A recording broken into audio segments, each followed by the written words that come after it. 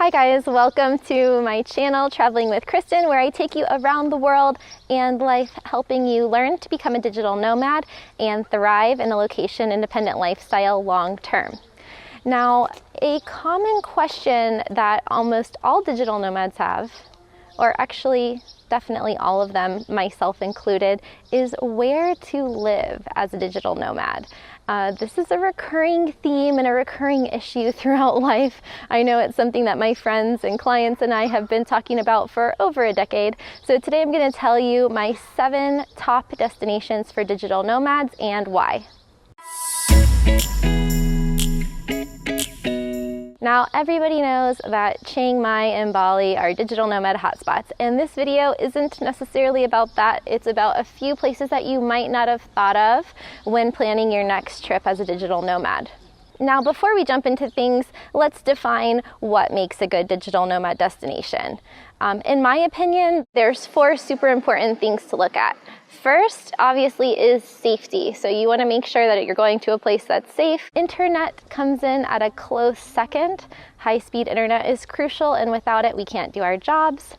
And the third thing is it has to be easy to find places to live and work. So this means a good balance between maybe co-living places, co-working spaces, or a housing market that's easy for digital nomads to find a place to live. And cost is also a super important factor, but it's not necessarily the most important thing. There's a huge variety of cost of living even within the same country. So whether you're on a super shoestring budget or you're a high roller, these destinations will cover everything.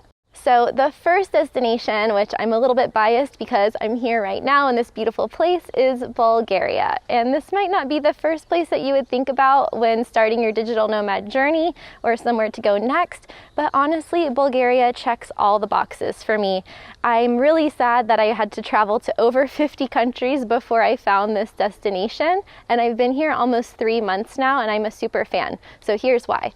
First of all, Bulgaria is really safe. It has some of the fastest internet in the world, and it's really well located in Eastern Europe. The airport is one of my favorites. It's nothing fancy, but you can get in and out really easily, and they have direct, really low-cost fares to almost anywhere in Europe, the Middle East, and even Africa. When it comes to the digital nomad lifestyle, community is super important, and Bulgaria is spot on when it comes to this.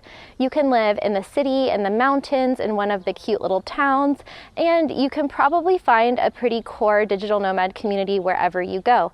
I'm currently here in Bansko, and we have about 20 to 40 active members at the co-working space at any time. Plovdiv and Sofia also have their own co-working spaces, so it's really easy to just arrive and plug straight into the community, get work done, and have fun. Food is also really good in Bulgaria, but I would say it's really good on every level, but you can live here for $500 a month, $1,000 a month, have a great lifestyle, and have everything you need to thrive as a digital nomad. Another important thing about Bulgaria is that it's in the EU, but it's not in the Schengen. So that is really great for non-EU citizens like myself who want to go to the European continent but stay longer than 90 days. So you can stay 90 days in the Schengen, 90 days in Bulgaria, and then 90 days in one of the other non-Schengen Eastern European countries around here, or also in the UK, which is also non-Schengen. So plus, plus, plus. Next on my list is Playa del Carmen, Mexico. Now, I went to Playa the first time in 2012, and I've been relocating people there ever since. And to be honest, a lot of my clients are still there from like 5-6 years ago. And the reason is because Playa is one of those places that just everybody loves. There's nothing really bad to say about it. I don't know, maybe it's the white sand beaches, crystal clear blue water, things are open 24 hours a day. There's copious amounts of tequila. I mean, it sounds cliche, but it's true. Playa is one of those places that looks like a postcard, and year after year, a lot more digital nomads have been going there. So now there's a really core community. There can be hundreds of digital nomads there at the same time. There's co-working spaces, there's fiber optic internet now, and really the only negatives to Playa is that the weather can be fickle, it can be hot and rainy. And that's about it. The internet can be a little bit fickle, but you can definitely make it work. To get to Playa, all you have to do is fly into Cancun, which is one of Latin America's biggest and busiest airports. So it's super easy to get there from anywhere around the world. And it's a straight shot from Cancun to Playa on a paved road, 30-40 minutes, and you're there. Next on my list is Costa Rica. And again, I'm a little bit biased because I've spent almost 8 years of my life there. I lived there the first time in 2002. Fell in love, kept going back after that. And the reason I really like Costa Rica for digital nomads, you can check out a full 2 or 3 minute video on Costa Rica separately that I'll link to below on why I think it's so great. But the short list is that it is really close proximity to a lot of different countries in North and South America. The infrastructure has gotten way better in recent years. So you can get high-speed internet. And for such a tiny country, there are so many different vibes that you can live in.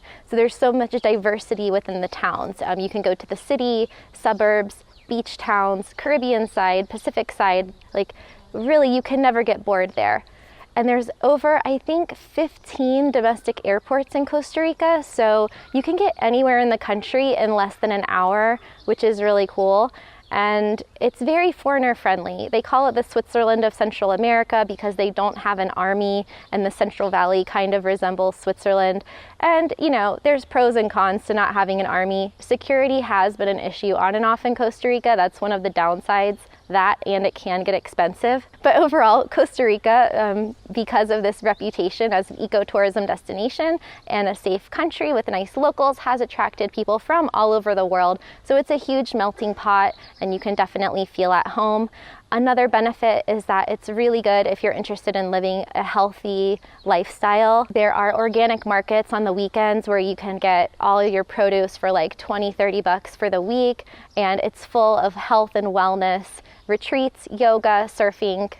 It's a great place. Next, we're gonna head back over to the European continent because Poland is next on my list.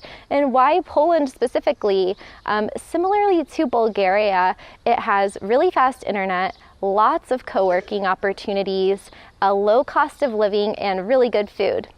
It's centrally located in Europe, and although it is in the Schengen, it's still definitely a must place to visit. I've spent quite a bit of time in Poland now, and I can really see myself living in any of the cities, from Krakow to Warsaw, Wrocław. There's really so much diversity within the country. They even have beaches, and it's just a really safe, really nice place to make your home for a little while. Nearby is another one of my favorite spots, which is the Netherlands. And now I think a lot of people will say, hey, isn't Amsterdam really expensive, or isn't Holland really expensive to live in? And yeah, it can be, but I think it's worth it. Actually, I've been there maybe 4 or 5 times now, and just last night I was helping my parents plan their summer vacation to France and Amsterdam, and I was getting really jealous just helping them plan that trip and just getting a lot of memories of the neighborhoods that I lived in and the places that I went. The Netherlands is a very accepting culture that kind of tends to live by the golden rule. Everybody just treat everyone else as you'd like to be treated, don't hurt anyone, and just enjoy your life. And so this kind of mindset and the high quality of life there has ranked it super high on all of the different like best places to live in the world, highest quality of life in the world lists. And this is because of the safety, the equal human rights and respect of people, and just all of the things that makes the Netherlands so great. For digital nomads specifically, there's a lot of new co-working and co-living options there now. It has a really cool like tech startup scene and coffee culture as well. So if you need to hide from the rain and the weather, which is one of the downsides of living in the Netherlands, then you can definitely just post up in one of the many coffee shops and work from there. And I'm not just talking about those kinds of coffee shops. Well, they have those too. There's the coffee shops, and there's the coffee shops with weed. And Hey, to each their own. One of the other things that makes the Netherlands super convenient for digital nomads is the transportation network. So in one tiny country, you have high-speed trains, buses, trams, bicycles, taxis. I think they were one of the first countries to regulate Uber. And all of these little things just makes the daily life of a digital nomad so much easier. So you can get around town, you can get around the country, and you can get around Europe really easily from Amsterdam and the Netherlands. And also Amsterdam has one of the top airports in the entire continent of Europe. So that's also good for getting anywhere in the world, really. Now we're gonna cross back over the pond and go to America's neighbor to the north, Canada. I love Canada, and I don't know why it doesn't get more credit and more buzz as a digital nomad destination, because it's amazing. I mean, obviously Canadians are the nicest and most polite people in the world. They're super welcoming to refugees and immigrants and even digital nomads. Now, Canada does have a high cost of living in some areas. So Canada has a pretty steep cost of living in the major urban areas and cities. But what most people don't know is that if you go to one of the small border towns, or really any of the towns in between the major metropolitan areas, you can cut your cost of living in half, by 2/3, even more. I have found rooms to rent for some of my clients, my relocation clients, in small towns in Canada like Windsor and Sarnia for as low as like $200 a month. So you can definitely go rent a penthouse somewhere in downtown Vancouver and live it up, but you can also rent a house share or a flat share with the students or other digital nomads or just regular people, and still get to benefit from the nice environment, the fast internet, the nice people, the many co-working spaces in the startup scene around Canada, and also, of course, the safety factor. I think Canada is ranked number 3 in the world on the Global Peace Index for safety, so it's great. And no matter what you're interested in, from Montreal to Vancouver to Calgary, the mountains, there's kind of something for everyone, and I keep going back year after year. So really the only downsides to Canada, besides the high cost of living in some places, are the long winters, but you can still go for a few months of the year and really enjoy it. Last but not least on my list is Thailand, and I know I said I wasn't going to talk about Chiang Mai and Bali because they're such obvious choices for digital nomads, but no digital nomad destination list would be complete without Thailand. But it's not just Chiang Mai I'm talking about. The reason that I like Thailand so much is because they have some of the fastest internet in the world, and there's a lot of diversity within the country. So you can go live on an island, you can live in the city, you can live in the mountains, you can live on the beach. You can just kind of pick an area that works best for you. I think Bangkok is a great hub for digital nomads because you can get anywhere in Southeast Asia from there on low-cost carriers, and you can also just cross the border into Laos or Cambodia, Vietnam, and all of the surrounding countries. Of course, Thailand has attracted so many digital nomads, so if you want to make friends and join that digital nomad community, you'll have plenty of opportunities for that. There's people living there full time, and there's also a lot of co-working and co-living workations and groups that are always passing through for a couple weeks or a month at a time.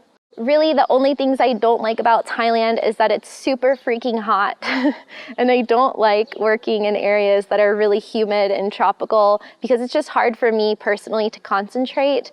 Also, the visa situation can be a little bit sketchy as far as being there on a passport and having to leave and come back in and do the whole visa run or try to get some sort of a long-term permanent residency or study permit, something like that. And then also Thailand can be a seasonal destination because when it's not the high season, that typically means it's going to be rainy, or there's the burn season in Chiang Mai. So the weather can be a little bit off-putting depending on what time of year you go. So there you have it. Those are my favorite digital nomad destinations, and let me know what's your favorite destination in the comments.